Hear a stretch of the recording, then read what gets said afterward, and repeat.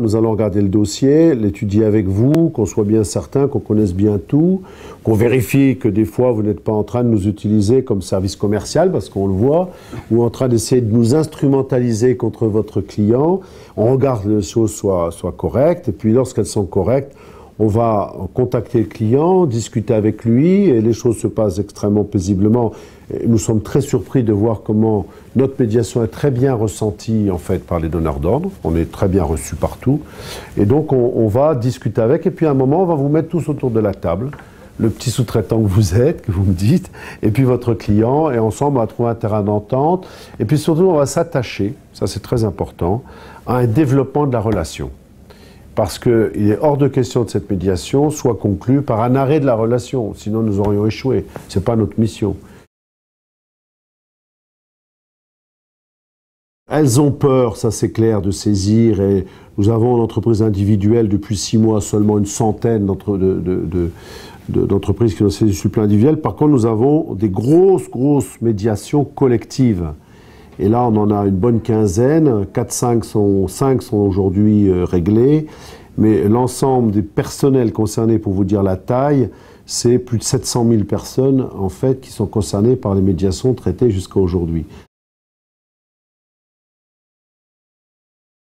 Celui qui est très courant, c'est l'arrêt unilatéral par le donneur d'ordre de la commande, du contrat commercial qu'il a avec son fournisseur. La loi là-dessus, elle est claire. Un retrait doit être négocié et étalé dans le temps, de sorte que l'entreprise ne risque pas de perdre la vie. Ça, c'est quand même le grand risque numéro 1. Deuxième sujet qu'on rencontre souvent, c'est une modification unilatérale du contrat commercial. Un client qui dit subitement à son fournisseur, demain, le prix baisse de 10%. Et puis, vous n'avez rien à dire. Et si jamais vous dites quelque chose, on vous vire. Voilà, c'est comme ça que ça se passe. Vous en avez une qui consiste à faire émettre le bon de commande par une filiale étrangère. On passe la commande au sous-traitant français qui livre en France à la sœur de la filiale étrangère qui passe la commande. Et ensuite, la LME n'est pas respectée parce que le paiement se fait depuis l'étranger.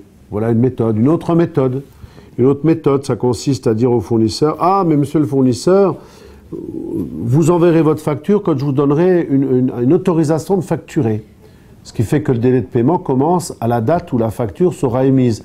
Mais toute la période entre la livraison et l'autorisation de facturer, la prétendue autorisation de facturer, évidemment, est oubliée.